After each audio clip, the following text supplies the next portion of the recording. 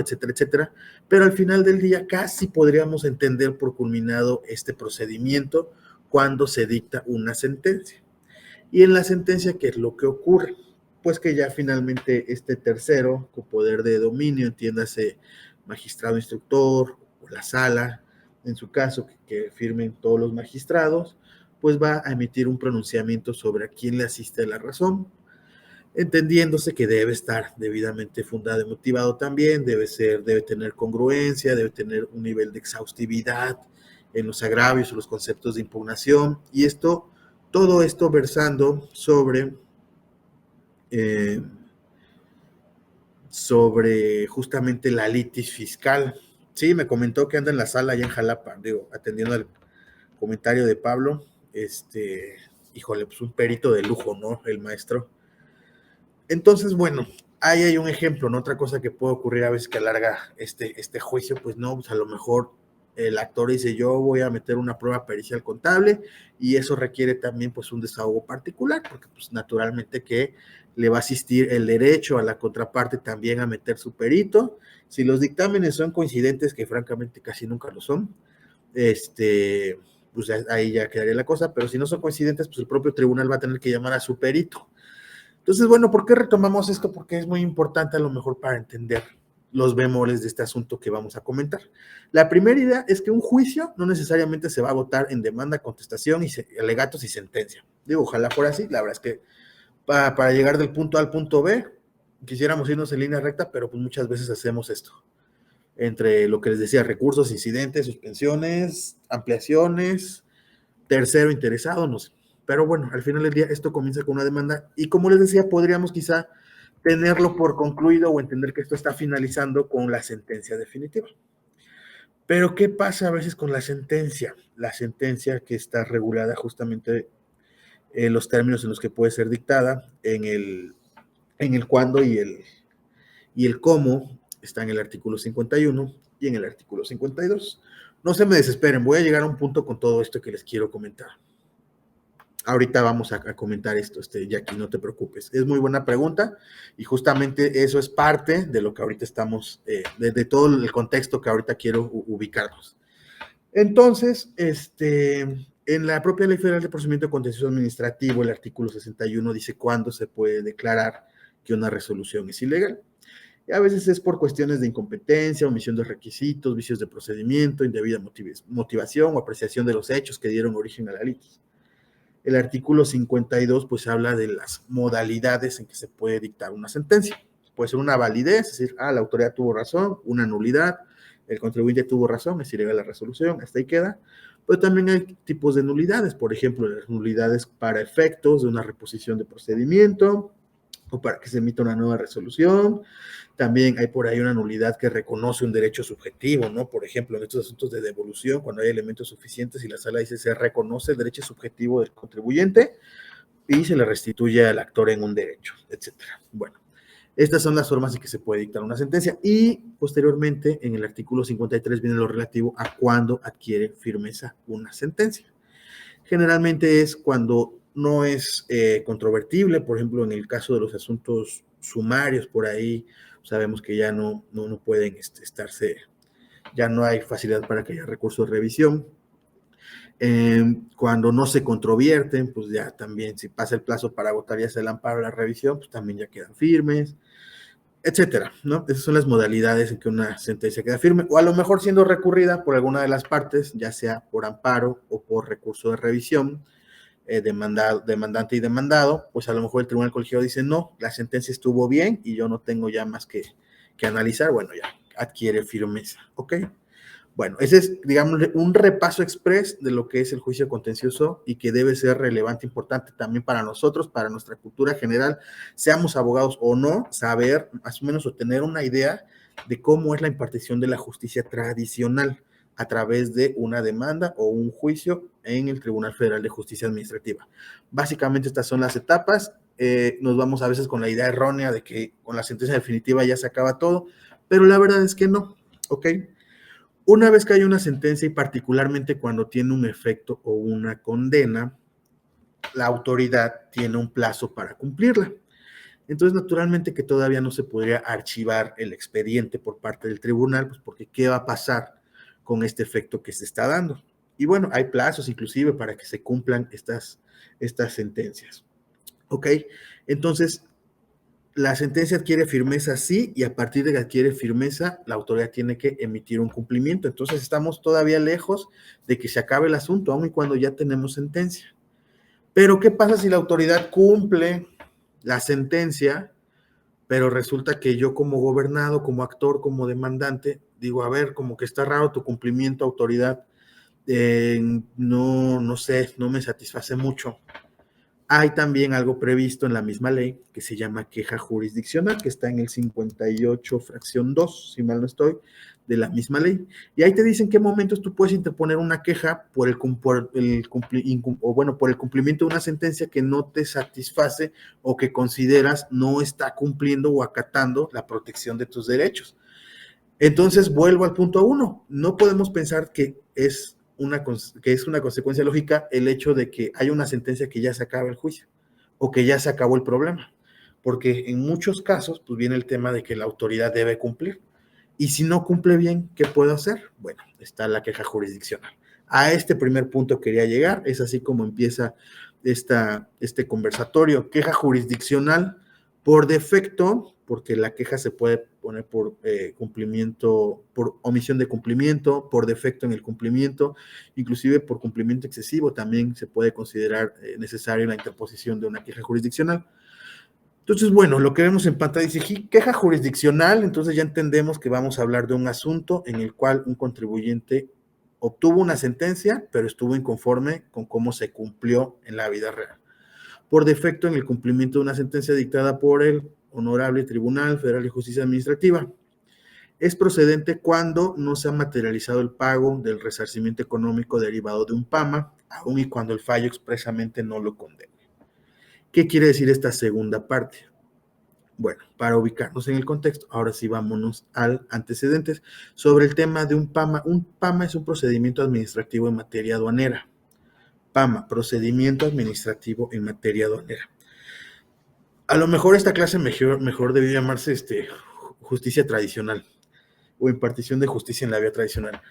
Cuando un sujeto, una persona, anda por ahí generalmente circulando en las fronteras, o hay por ahí una verificación sobre una mercancía, pues lo que se inicia es un procedimiento administrativo en materia aduanera, que igual tiene sus etapas y que culmina con una resolución. Esta resolución es susceptible de irse a impugnar a un juicio. Entonces, aquí comenzó todo, y nada más para que entendamos a lo mejor, si me permiten la expresión, lo largo que puede ser a veces el acceso a la justicia, pero que no olvidemos que las cosas existen y están presentes los mecanismos y los medios, aunque sea tardío, pero alcanzarla, que no debería ser tardío. Pero lo que quiero ser muy claro es cómo esta persona, este contribuyente, ya traía una inercia, una historia larga, en este caso en particular. Comenzando por el PAMA, el sujeto fue, esta persona, este contribuyente, pues fue sujeto de un procedimiento administrativo en materia aduanera, a través del cual se determinó una resolución. Cuando hay un procedimiento administrativo en materia aduanera, generalmente se embarga una mercancía.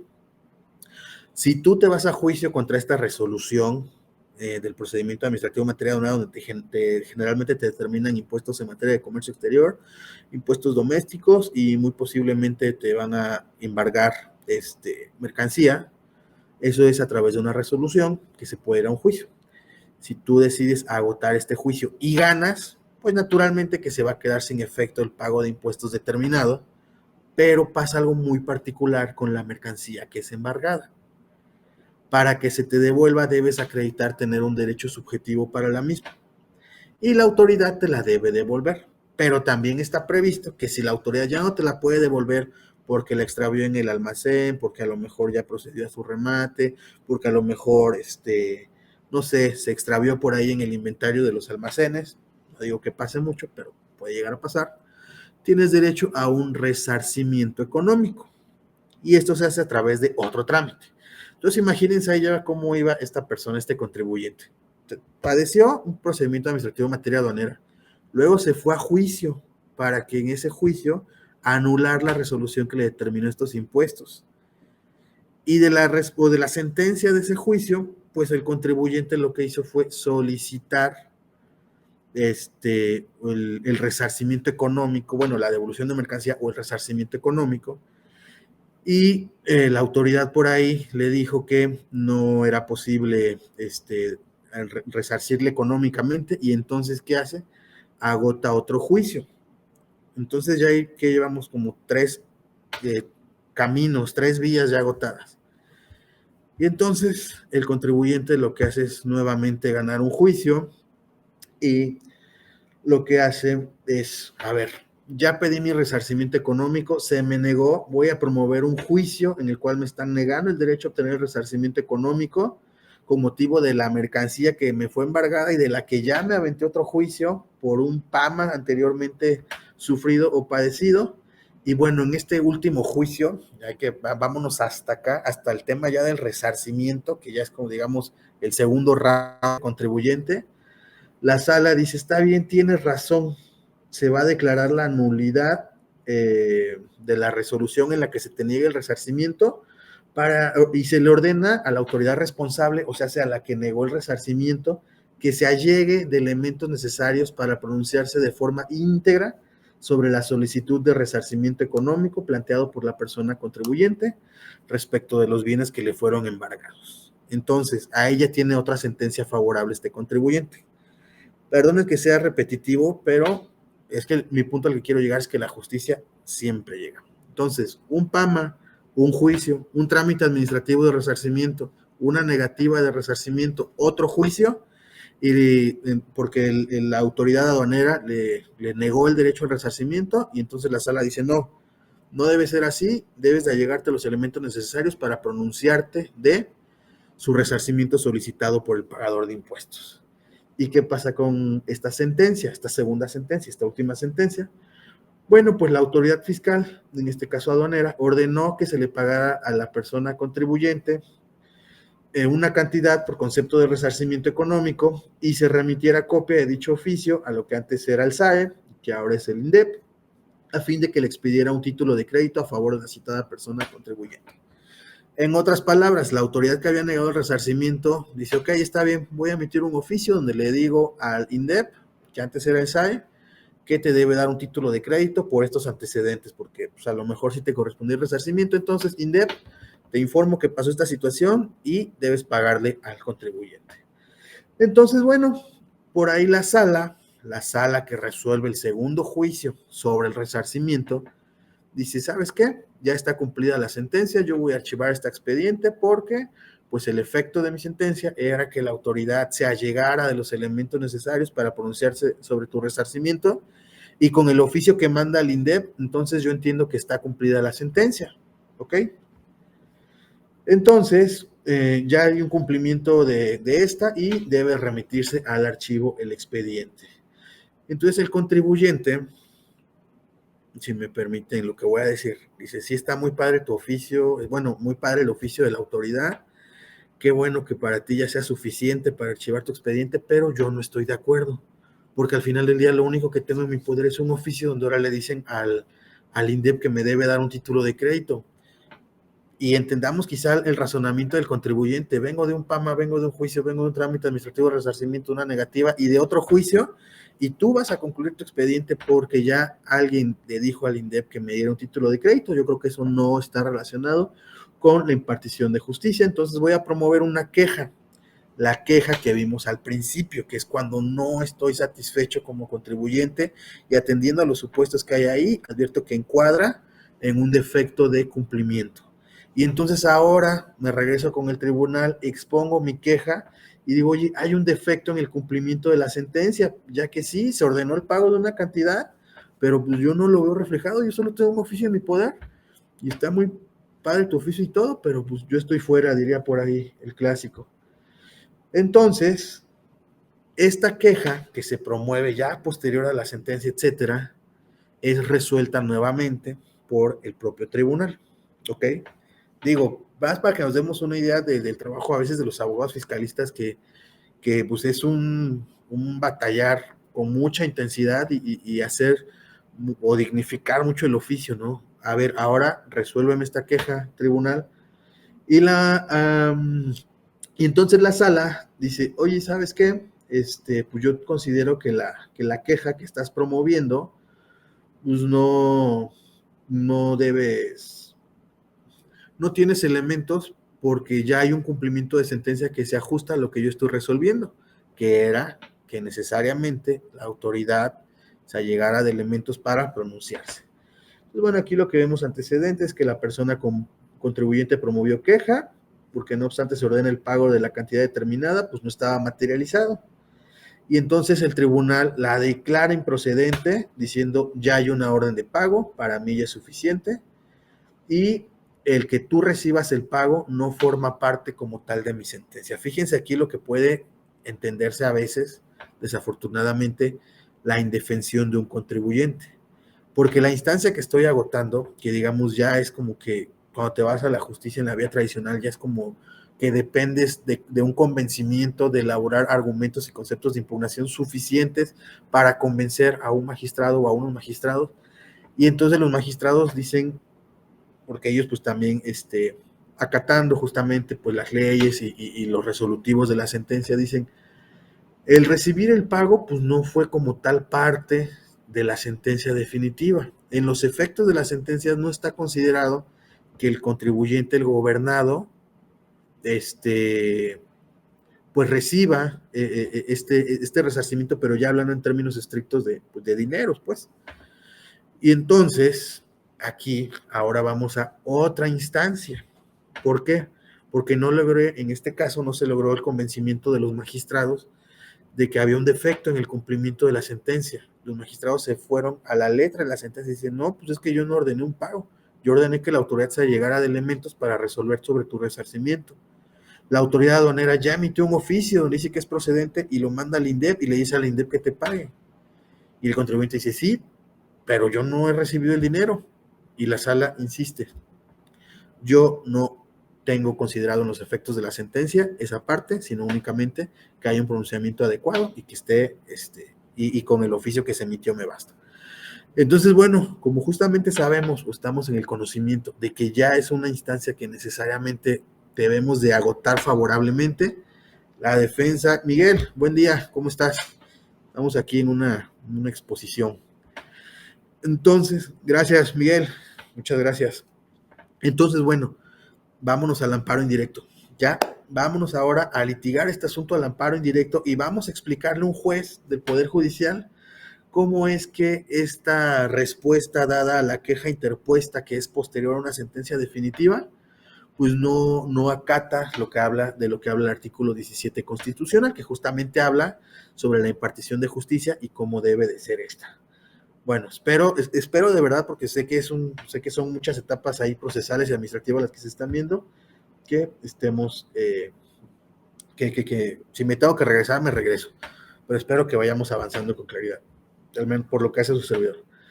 Entonces, bueno, aquí lo que se alega, lo que se va señalando es que las autoridades están transgrediendo en perjuicio del contribuyente el derecho de acceso a la justicia, que está establecido en el artículo 17 de la Constitución Política, los derechos de garantía, la tutela jurisdiccional, propiedad, legalidad y seguridad jurídica, que a su vez comprenden el principio de debida fundamentación y motivación, lo cual todo eso está resguardado en el artículo 1, 14 y 16 constitucional, y los artículos 57 y 58 de la Ley Federal de Procedimiento Contencioso Administrativo, los cuales regulan el cumplimiento de las sentencias, la obligación de cumplir sentencias y los caminos o lo que se pueda votar para lograr que efectivamente se cumpla una. Entonces, bueno, se le explica todo el antecedente al juez de distrito, dicen, oye, ¿sabes qué? La justicia debe, aparte de ser pronta y expedita, pues debe ser total, debe resguardar todos los derechos del contribuyente. Y bueno, aquí hay una misión que se actualiza cuando la autoridad no da cumplimiento a los efectos precisados, es decir, cuando se abstenga de emitir una nueva resolución, lo que en el presente caso pues no acontece, porque la autoridad pues dice, yo ya cumplí, yo ya mandé mi oficio. Entonces, se defiende esto y se dice que es ilegal que se considere eso por parte de quien resuelve la queja, porque sí existe omisión por parte de la autoridad fiscal, que en este caso es aduanera, y en caso si era procedente la instancia de la queja promovida, ya que si bien la autoridad fiscal emitió oficio en el cual pretendió dar cumplimiento a la sentencia definitiva, lo cierto es que el pago por resarcimiento económico no se ha materializado. Entonces, explicándose eso al juez, y se le dice también que hay un incumplimiento a la sentencia, porque por lo tanto la autoridad responsable no debe determinar que los argumentos planteados son insuficientes e inoperantes, pues para sostener que existe un incumplimiento u omisión a una sentencia definitiva, pues no se considera que necesariamente deba existir una abstención o una omisión total de emitir una nueva resolución. Y esto que viene es muy importante, ¿cómo se dice? Pues se da el caso de que aún con la emisión del oficio con el cual pretendió dar cumplimiento a la sentencia mencionada, no se cumplen los efectos derivados del fallo de mérito, ya que el pago ordenado en cantidad determinada por concepto de resarcimiento no se ha materializado. Entonces aquí lo que se combate es una postura firme en el cual dice, número uno, por parte del tribunal, no está considerado en los efectos del fallo el tema del pago materializado, o sea, el pago económico ya materializado en los bolsillos del contribuyente no está considerado en mis efectos. A mí me bastó o me basta que haya un oficio girado en el cual se diga, bueno, primero que haya un oficio en el cual se reconozca que hay elementos suficientes para pronunciarse sobre el resarcimiento económico del pagador de impuestos. Y entonces la contraparte o lo que exponemos nosotros habla justamente de cómo debe ser la justicia, cómo debe ser la impartición de justicia y sobre todo la consecuencia de la impartición de justicia. Entonces, postura A y postura B. Postura A, el tribunal dice no es procedente la queja, no hay esos efectos precisados en la sentencia. La postura B es cómo debe ser la impartición de justicia, la tutela efectiva, la debida fundamentación y motivación. Cuando un contribuyente ve satisfecho en materia de derechos tributarios, cuando se materializa con total idoneidad la protección de sus derechos. Y ahora vamos a ver qué fue lo que resolvió el juzgado.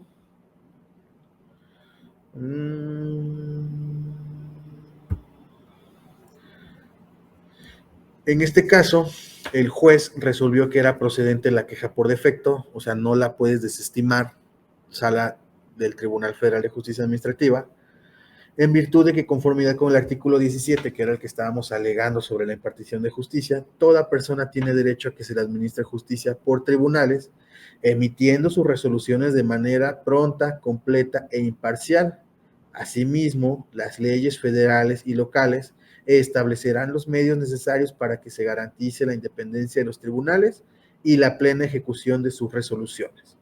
De igual manera, el artículo 58 de la Ley Federal de Procedimiento Contencioso Administrativo señala los mecanismos al alcance del Tribunal Federal de Justicia Administrativa, y de la persona contribuyente para lograr el acatamiento del fallo pronunciado en un juicio de nulidad, es el que explicamos al principio, de todas estas etapas procesales ante el Tribunal Federal de Justicia Administrativa. Y en el caso particular, independientemente de que la sentencia únicamente haya ordenado a la autoridad que se allegara de los elementos necesarios para pronunciarse de forma íntegra sobre la solicitud de resarcimiento económico planteado por la persona contribuyente y respecto de la totalidad de los bienes que fueron embargados en el PAMA, procedimiento administrativo en materia aduanera, dice el juez, lo cierto es que la autoridad emitió oficio en el que ordenó el pago de determinada cantidad por resarcimiento económico en cumplimiento al fallo de nulidad, por lo que la sala responsable, o sea, la que dictó una sentencia y la que después desestima la queja interpuesta, dice, la sala responsable debió velar porque efectivamente el contenido del referido oficio se materializara. Y luego insiste y remata muy bien, la verdad, esa ejecutoria. Dice, en efecto, aun y cuando recibir el pago de la cantidad que la autoridad ordenó por concepto de resarcimiento, ¿qué autoridad? La aduanera. Por concepto de resarcimiento económico, no forme parte de los efectos de la sentencia de nulidad, lo cierto es que hay una consecuencia lógica, una consecuencia forzada, algo obvio, algo que debe estimarse por sentido común, por Ministerio de Ley. No sé cómo podríamos, en este caso, o mejor dicho, el juez lo dijo de la mejor manera. Lo cierto es que es una consecuencia lógica de la sentencia, y señala muy bien, pues de nada serviría que en cumplimiento a dicho fallo se haya ordenado dicho pago si nunca se va a materializar, con lo cual se haría nugatorio o nulo el derecho de acceso a la justicia completa, de conformidad con el artículo 17 constitucional y 25 de la Convención Americana de Derechos Humanos. Máxime que, como se precisó, las decisiones judiciales deben ser efectivas e integrales desde un punto de vista material y no únicamente formal. O sea, aquí lo que se lleva a cabo o el gran valor agregado de este tema es, más allá de lo que la sentencia señala, que era pronúnciate correctamente el resarcimiento, el tribunal, para poder archivar o para poder dar por finiquitado la litis principal respecto a lo que el contribuyente estaba alegando de, oye, me tienes que resarcir económicamente porque me embargaste bienes de manera injustificada, porque ya te demostré en otro juicio que estuvo mal tu PAMA, tu procedimiento administrativo en materia aduanera, independientemente de las formalidades o la redacción de tus resolutivos, lo cierto es que si ya habiendo iniciado el procedimiento de cumplimiento de sentencia, tú estás viendo que una autoridad aduanera está ordenando un pago, para que se considere que hay una tutela efectiva de impartición de justicia, una justicia completa como lo demanda el artículo 17 constitucional, no te puedes quedar en la formalidad de que alguien ya ordenó pagar, sino todo lo contrario, se debe perseguir hasta ahora, o bueno, en este caso, que el contribuyente vea materializado en la vida real el resarcimiento, que no es otra cosa más que ya obtener la cantidad o el dinero que se haya determinado o por el cual se haya determinado resarcir al pagador de impuestos. Entonces, como podemos ver, la justicia en la vía tradicional sigue siendo efectiva. Qué afortunado que haya este tipo de razonamiento por parte de los jueces, porque más allá de que podamos pensar que es una clase de derecho o una lección de derecho, hay que recordar que los pagadores de impuestos tenemos derechos, las personas pagadoras de impuestos tenemos derechos. Y muchas veces nos enfrascamos quizá en arreglar o que se corrijan las cosas ante la propia autoridad fiscal en la instancia administrativa. Pero ¿qué pasa cuando la respuesta no es apegada a derecho, me está violentando mi esfera jurídica, etcétera? No queda otra más que irnos a agotar las instancias jurisdiccionales, donde ya va a haber un magistrado, ya va a haber un juez. Y todo esto que les comenté desde el principio, desde el PAMA, todo esto es materia tributaria. Entonces, por eso es muy importante traerlo al foro y exponerlo en el foro. Una persona fue sujeto de un procedimiento de fiscalización en materia de impuestos por la importación aparente de una mercancía, que aparentemente fue incorrecto el procedimiento, tan es así que en un juicio el contribuyente se quita la determinación de créditos encima. Y luego el contribuyente dice, ahora dame mi mercancía que me quitaste mediante embargo en este procedimiento. Y bueno, la autoridad por ahí ya tiene la mercancía. Bueno, entonces hazme un resarcimiento económico. Y la autoridad dice, no es posible, no hay elementos suficientes para que yo te haga un resarcimiento. Y entonces se va a otro juicio. Y en el otro juicio dicen, a ver, que la autoridad aduanera se allegue de los elementos necesarios. Y entonces la autoridad aduanera accede y dice, bueno, está bien, va a haber un resarcimiento económico por los bienes que te sustraje en el PAMA y que no te pude entregar físicamente. Ya ordené a otra dependencia para quitar el pago. Y nosotros lo que corresponde como abogados es no quitar el dedo del renglón hasta que efectivamente se materialice este resarcimiento de forma económica. Y en este caso, pues como se hizo, buscar mediante la queja que no se fuera archivo ya el expediente. ¿Para qué? Para poder asegurarnos de que dentro de ese mismo expediente y ya no tener que ir a agotar después otro juicio u otra instancia, ahí mismo se lograra que se perfeccionara. Y entonces se interpone una queja en el mismo juicio ante el tribunal y el tribunal la desestima y dice, no, porque mi sentencia es muy clara, y mi sentencia, pues yo no hablo del pago como tal, lo que hablo es de que hayan elementos suficientes, un pronunciamiento fundado y motivado sobre el resarcimiento, y ya está, tan está que mira, se giró un oficio, entonces no voy a estudiar la queja. ¿Qué hacemos? Vámonos al amparo indirecto. Y entonces en el amparo indirecto ya un juez dice, no, a ver, tribunal, si ya estás viendo que para que se dé un cumplimiento ya hay un oficio, pues ahora lo que te tiene que hacer es cerciorarse de que el cumplimiento se perfeccione. ¿Y qué debe ocurrir para ese caso? pues admite a estudio o a trámite el estudio de la queja que propone el contribuyente. Entonces, bueno, un poco de refresh ahí en temas jurídicos, pero muy importante que se centran en materia contable y fiscal, y siempre tener presente que están las instancias administrativas, las instancias legales suficientes y necesarias para controvertir pues este tipo de decisiones o de actuaciones por parte de las autoridades, y que porque lo resguarda el artículo 17 constitucional, si a lo mejor ya no nos está alcanzando las gestiones o las actuaciones dentro del propio Tribunal Federal de Justicia Administrativa, bueno, ahí tenemos también la figura o el juicio de amparo, que es muy importante. Esa era la parte de cátedra del día de hoy, era esa exposición de lo que fue el criterio, pero me gustó, me interesó la idea de exponer todos los antecedentes y por qué era tan relevante y tan importante mencionarlo, y principalmente pues recordarles a todos ustedes que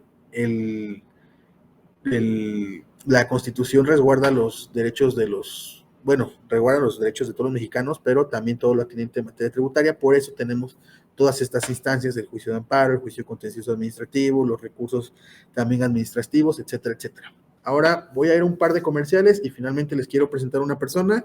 Denme por favor unos minutos, todavía no concluyo del todo, solamente la parte académica. Primer comercial, ya salió el 9º número de la revista Pro de Contigo, que como siempre pues traemos nosotros aquí, se las venimos anunciando, es gratuita, por ahí la pueden descargar de la página de internet, si gustan que un servidor se las comparta, con todo gusto la comparto. Vienen artículos muy interesantes, viene un artículo sobre servicios de publicidad para tu producto o servicio, y para que sepas pues qué aspectos se deben considerar para su deducción o acreditamiento en materia fiscal. Viene por ahí un análisis de materialidad de operaciones, simulación de actos y carencia de razón de negocios, una distinción de sus similitudes, así como sus diferencias. Ese artículo es de su servidor, por si alguien tuviera interés, también ahí está. También, qué debes saber sobre la exportación de asistencia técnica o el famoso know-how. Y bueno, también por ahí muchos testimonios o casos de éxitos de los acuerdos conclusivos en los convenios de colaboración administrativa en materia fiscal federal entre gobiernos de la República y los gobiernos del Estado. No es otra cosa más que por las propias secretarías de finanzas que basan sus actuaciones o sus actos de fiscalización en este convenio, y bueno, cómo ha figurado o qué tanto punch ha tenido por ahí con los acuerdos conclusivos, y pues bueno, su procedencia que está obviada. Una invitación, segundo comercial, una invitación a la presentación del libro El beneficiario controlador en el sistema tributario mexicano, alcances y efectos jurídicos. Quisiera ser muy claro con todos ustedes, por ahí, digo, no me gusta, claro, ahorita te lo comparto, Malerva. Tenemos por ahí el link bueno, te lo comparto de inmediato, espérame. Dame un segundo. Los artículos se redactan y se ponen a su disposición con la mejor intención de que sean útiles y de que sean un lenguaje sencillo y práctico. El beneficiario controlador en el sistema tributario mexicano, yo por ahí en el grupo de WhatsApp de la barra vi que por ahí alguien lo ofreció, nada más quería comentarles que esa no es la versión final. La versión final pues estará lista en el momento de su presentación. No quiero hablar de que se filtró o algo así tan fuerte, solamente hacer mención de que pues a lo mejor por ahí pues escapó un poco, ¿verdad? Pero la versión final todavía no es esa, para que se les haga quizá atractivo estar con nosotros en esta presentación. Van a haber personas muy importantes, va a estar la directora del Seminario de Derecho Fiscal y Finanzas Públicas de la Facultad de Derecho de la UNAM, va a estar el presidente del Colegio Nacional de Notariado Mexicano, que son sectores o son grupos que han estado muy atentos y siguiendo de cerca el tema del beneficiario controlador, pues, por razones obvias, principalmente los notarios. Va a estar en el panel la directora general de recaudación de la Agencia Nacional de Aduanas de México, va a estar la directora del seminario, bueno, ya lo comenté, nuestro subprocurador de análisis sistémicos y estudios normativos, que por cierto, el artículo que les mencionaba sobre contrata servicios de publicidad para tu producto o servicio, ese de hecho está escrito por nuestro subprocurador, y el de materialidad, simulación y razón de negocios por su servidor, creo que ya lo había dicho. Entonces, bueno, también los invitamos a que estén presentes, va a estar muy bueno, y sobre todo que nosotros vamos a estar haciéndoselos llegar a la par. Ahora, por favor, denme unos minutos más. Ven, Cristi, por favor.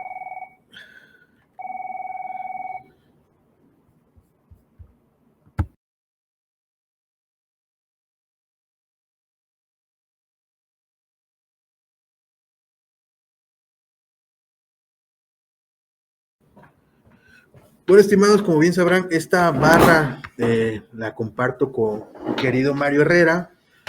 Hay ocasiones en las que Mario Herrera pues está saturado, hay ocasiones en las que yo estoy saturado y también hay momentos en los que ambos estamos muy saturados. Por eso el día de hoy creo que es un momento oportuno, ya que Mario no pudo estar y su servidor por poco y tampoco pudo alcanzar a estar, pero quisiera yo presentarles a la subdelegada de esta delegación, a mi querida Cristina Saldaña Mena. Ella funge como subdelegada aquí en Coahuila, es maestra en Derecho Fiscal, es una persona altamente capaz, preparada,